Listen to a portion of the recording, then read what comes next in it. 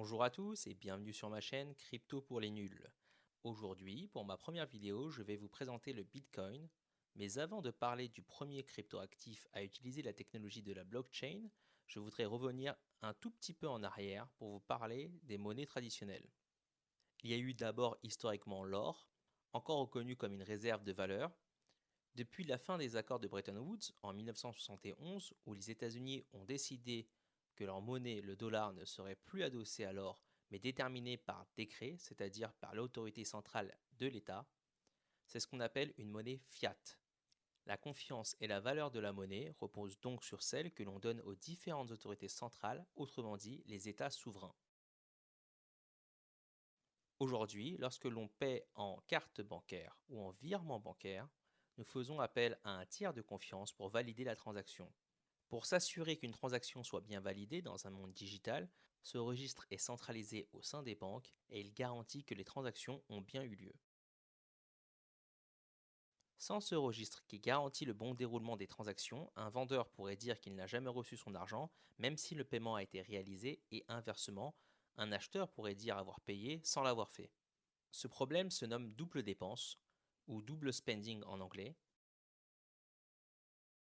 Là où le Bitcoin et la technologie de la blockchain sont révolutionnaires, c'est qu'ils permettent de se passer de ce tiers de confiance, où l'ensemble du réseau a une copie de ce registre et garantit l'authenticité des transactions. Ce qui induit que plus le réseau Bitcoin est décentralisé, plus ce dernier est sûr car il devient quasiment impossible de contrôler 51% du réseau du minage afin de corrompre le système par un mauvais registre. En effet, lorsqu'un mineur n'a pas le même registre, ce dernier doit refaire des calculs pour s'aligner sur le registre commun et se débarrasser de sa donnée corrompue.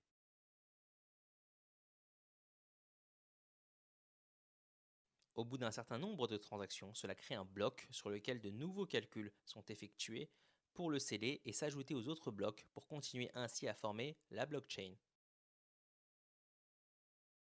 Ces différents calculs pour garantir le bon fonctionnement de l'ensemble du réseau Bitcoin, c'est ce qu'on appelle le proof of work, ou en français la preuve de travail.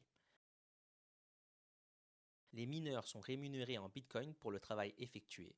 Ces Bitcoins proviennent des frais de transaction, mais aussi de la découverte de nouveaux Bitcoins. Son créateur anonyme, dont le pseudonyme est Satoshi Nakamoto, a prévu qu'il n'y aurait que 21 millions de Bitcoins de créés en tout et pour tout.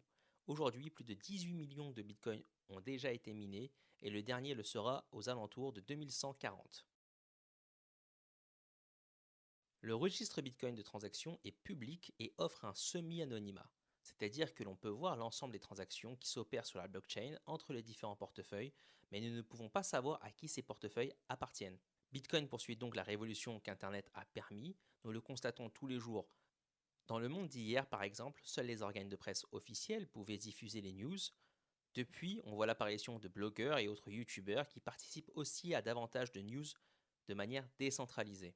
Le Bitcoin permet les échanges entre individus sans tiers de confiance.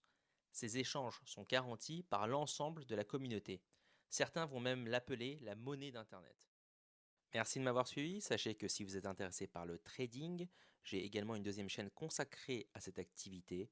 Le lien est présent dans la description.